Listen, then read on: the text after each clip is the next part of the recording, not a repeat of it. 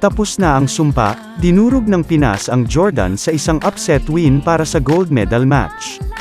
Dito na ba natatapos ang sumpa ng kamalasang iniwan ni Chot Reyes? Bago yan, like and follow na at sabay nating i-celebrate ang panalo ng Gilas. Matagal ding natigang ang Pilipinas sa gintong medalya ng Asian Games. Sa loob ng 61 years ay nakakamiss nga namang masabitan ng ginto ang mga atleta nating nakikipaglaban para sa bayan. Kaya naman ibang impact ang dala ng pagkapanalo ng Gilas kontra sa isa sa mga favored teams na Jordan.